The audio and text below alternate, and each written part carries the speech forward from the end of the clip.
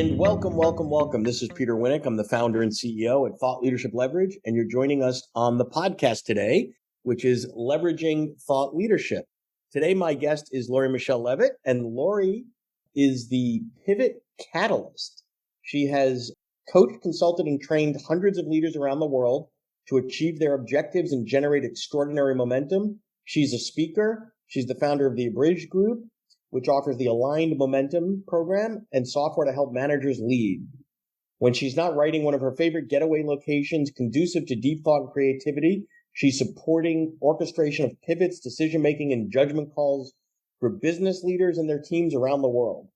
Anyway, here we are. So that's an interesting bio. So thank you. Yep, that's me. Tell me, first, tell us how you got here, and then let's talk about what the it is. So how did you get to be the pivot queen, if you will? The pivot catalyst. Ooh, I hate being called queen. Okay, so there you go. You know, I've been in a role of decision support all my life, which has been a long time. And what I realized, I became an entrepreneur. Well, I guess I went out on my own. I really didn't understand that I was an entrepreneur. We just didn't do that back then. And then once I realized I was an entrepreneur, I realized, oh, that's what happened in corporate. All the higher ups loved me, but my team didn't like all the changes and the achievement and all the stuff that I wanted to do. But decision support was really important to me. I still do that. And as the pivot catalyst, well, change is all the time. And what I found was that the term, why I wrote my first book in 2017, and this will kind of answer your question of why I'm also in this role, is that it kept talking about the pivot as being super fast. And I agree that in startups, if you're saying, I'm going after this market, I'm now going to go after this market, I said that pretty quickly, but you know what? It's not fast. And in the organizations that I work with, if you want your organization to be able to pivot, then you as a leader need to orchestrate many small shifts by many people over time. So stay there for a moment, if you will, because there are times where, I'm hearing people talk about pivot and I'm getting a headache and I'm getting nauseous because it seems like, oh, you got to be pivoting every day. I'm like, no, that's like a roller coaster ride. So how are you defining pivot? Because I have one way I think about it. I don't know if that's the right way, but what's your definition of a smart pivot? So I define a pivot as a significant change, which is in some ways how it's used. And again, this book I'm referencing, my compelling, I've got to write this book came up in 2013. It's been a while. I published it in 2017. It took me a while to get over that.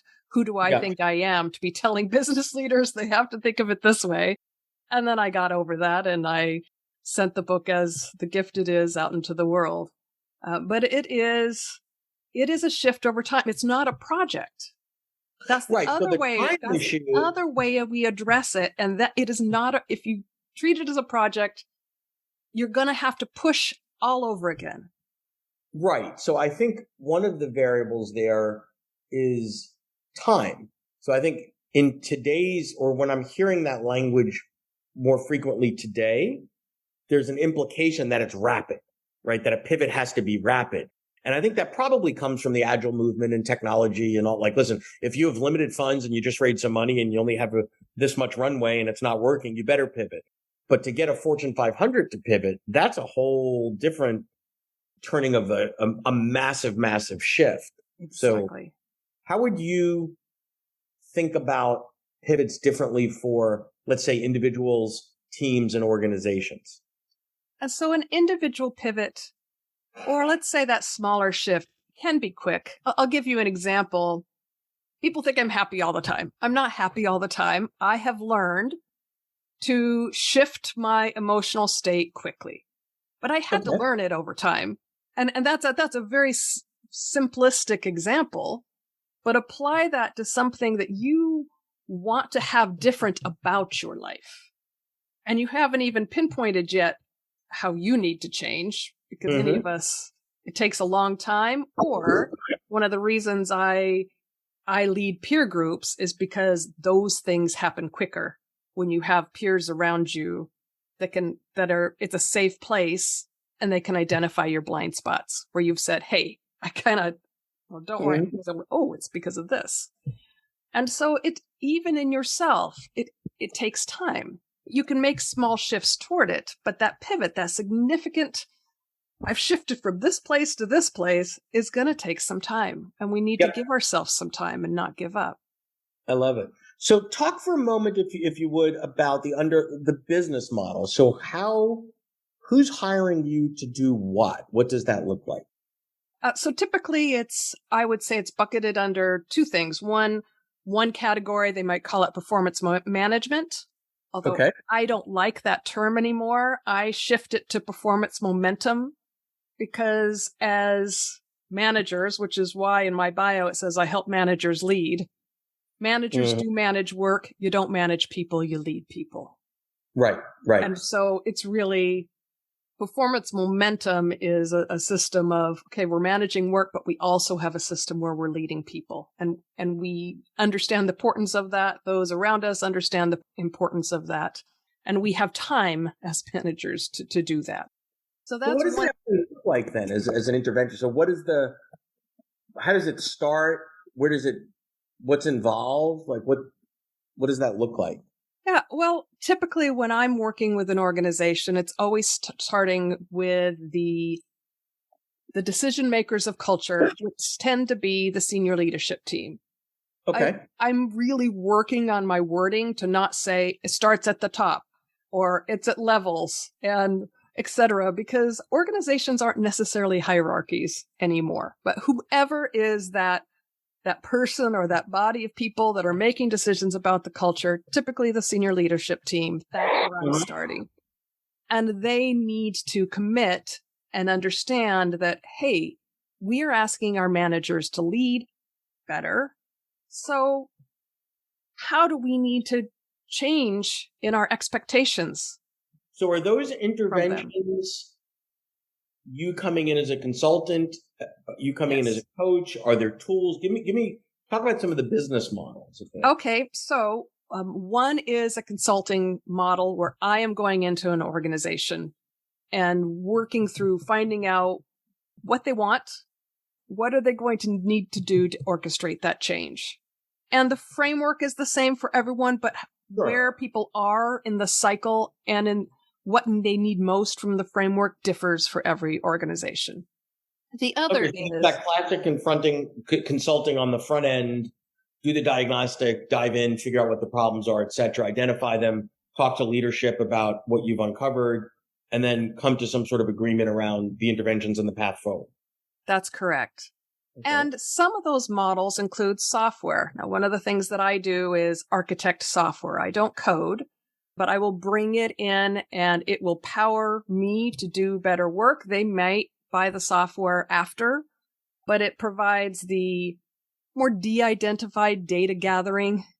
And it just helps us move more swiftly and surely through it because we have this software. So unpack that a little bit. That's really interesting. So the software there's software that you're using that clients can also license or utilize on their own at some point?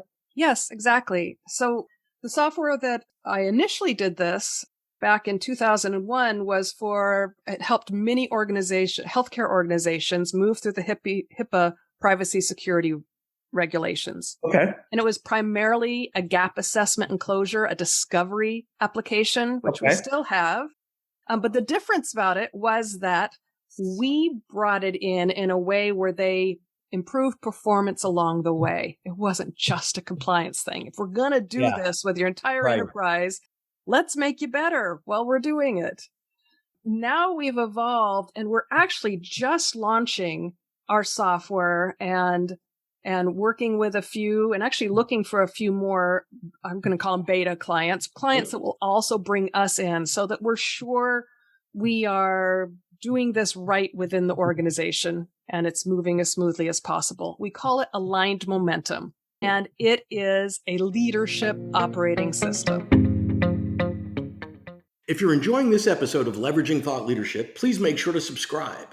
If you'd like to help spread the word about our podcast, please leave us a review and share it with your friends. We're available on Apple Podcast and on all major listening apps, as well as at thoughtleadershipleverage.com/podcasts. Stay there for a moment because this is fascinating to me. So I want to go in a little bit of a different direction.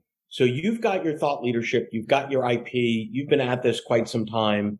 It lives in books, it lives in various states. Unpack for me, if you would, the process by which you take your ideas that start in your head and codify them to the point where they could literally be a piece of software. Because that's, people have a hard enough time codifying a methodology into a framework or into a training program, into whatever, but literally turning it into code. And I'm not worried about the technical side of code, but how do you break that down? How do you do that? How do you even? Oh, Peter, that's such a good question. It's a good question because, when something comes naturally to you, or when you have a creative side, it's difficult to explain. And that's the curse of the expert, where you can immediately at the speed of light get to the answer. And I'm still thinking about, I don't even know what the problem is. And then I ask you to break down how you did it. And you realize there's 892 steps that were in your fast brain that aren't even in my slow brain. So I totally understand. Yeah, and I love that you said that. I tell you, as I also took on the role of coach, I unlearned a lot of my consulting ways. Yes. Because being the smartest person in the room is not the way to have lasting impact on what you bring. I mean, it's the way to break through as a consultant. It is, yes. So talk about turning. Anyway, so how do I do this? Yeah. All right. So I'm gonna go back to the example of HIPAA only because I think it's easier for people to understand when I explain it. So here was an industry that all of a sudden had a regulation that no one was an expert on it. And it was a huge reg, I don't know, 300 pages or something like that, you could tell that a bunch of different departments had worked on, different groups had worked on it. So there were inconsistencies, things that didn't make sense. And I know business. And so I knew organizations were going to have a group of people that looked at it that might understand it or might not. And we're going to come up with policies for it. And they were going to tell everybody that's the reg, but they were actually their policies. So I knew all of that stuff was good. And I also saw that healthcare organizations were reaching out to medical records experts because it's protected healthcare information, which had no idea how our organization ran. Right. Or attorneys because it's a compliance issue, which had no idea how an organization ran. And they're so good at saying no, right? It's the typical entrepreneur, like, oh my gosh, I've got to solve that. Okay. This is, and there was a deadline to it. And so I dove through the reg and I created start out with this spreadsheet of all the questions and who I need to ask those questions and how they would move through it. And then worked with a development team to create it into a software. And we actually sold, I thought it was like $7 million worth of it in 18 months. It worked. Yeah. It did pretty well. I even had one organization that was working, I won't name them, but they were a project team working with a very well-known organization, and they were near the end of the deadline, and they couldn't get through it because they weren't asking the right questions. And they bought my Excel spreadsheet. Right. But I think it's interesting because very few thought leaders, I mean, there are those out there have turned their processes, their thinking, their methodologies into software. And I'm always fascinated by the process by which they've gone about doing that. It's one thing to create an assessment tool where something that you can do on paper, you're digitizing, but literally turning into a piece of software that others can use, that's very different. So thanks for sharing. You know what the hardest thing is? The hardest thing, and I think that engineers deal with this too, is whittling it down to what is necessary to start. What they call in the startup world, the minimum viable product. Yep. I think that's a critical, it's funny that you say that because in my work with authors and thought leaders and all that, someone might come to me at a stage in their career where they've been at it for 20, 30 years. And here's the stack of books they've written and all the work they've done. And I'm like, get me down to the essence, right? And get me, what is the minimum viable? If you only have a half an hour to convey some information to me that's the gist or the distillation of your life's work. What is that? And it's really, really hard for a lot of folks to be able to do that well.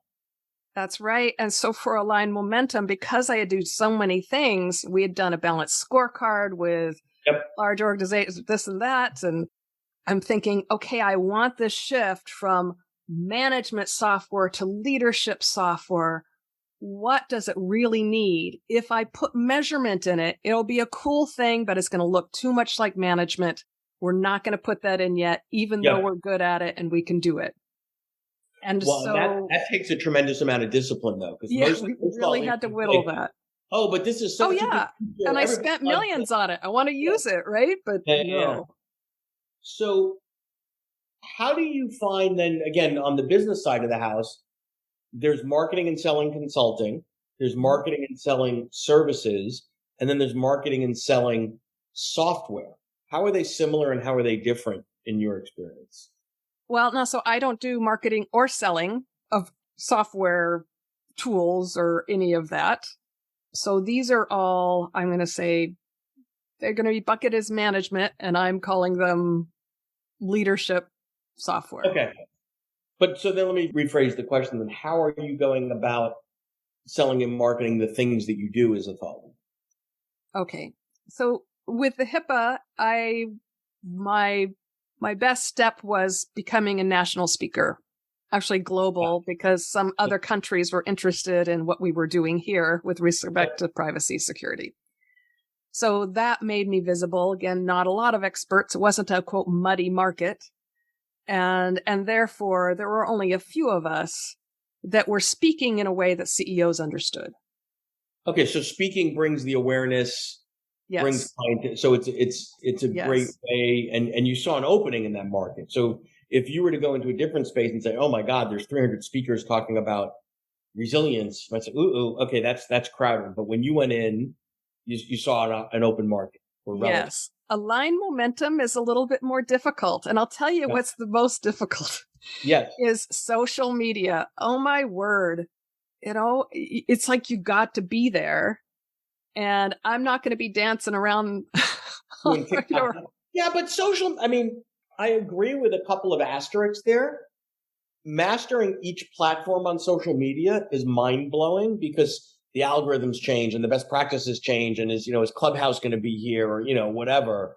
But I think if you've got a tight strategy in place, those are just tactics. And then you look at those tactics and say, this is, who's my market? Is my market on TikTok? No. Okay. I can draw an X through that one. Don't need to go there yet. Right? Now, if you're selling something maybe more visual or whatever, or to a younger market and your market is on TikTok and that's that's not in your sweet spot, then you do have a problem. You do have to figure that out.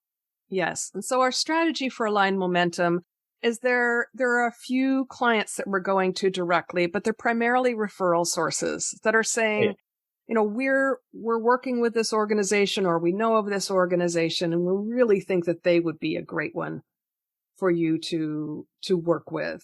So that's a great strategy in terms of distribution or strategic partners. And for the future, it will be that we'll have this down well enough that the program part of it, not the software, but the program part of it to allow other consultants to step in and do that program and bring the software in with them. Got it. Well, this has been great. Any final words of wisdom or? Yeah, you're thinking about doing a software? So you're pretty interested. Do you have software? No, but a lot of our clients, we've worked with them to do that. It's a difficult process and to do it well, but to really create the operating system version of what you do is great. No, we do not have a software. Yes. Well, if you had that bug to create, it's like you're not alive. I don't feel like I'm living unless I'm creating some gift. It's my books, it's the software, it's something like that. Love it. Well, thanks so much for your time. Appreciate it, Lori. Thank you. Thank you. Bye-bye. To learn more about Thought Leadership Leverage, please visit our website at thoughtleadershipleverage.com. To reach me directly, feel free to email me at peter@thoughtleadershipleverage.com. And please subscribe to Leveraging Thought Leadership on iTunes or your favorite podcast app to get your weekly episode automatically.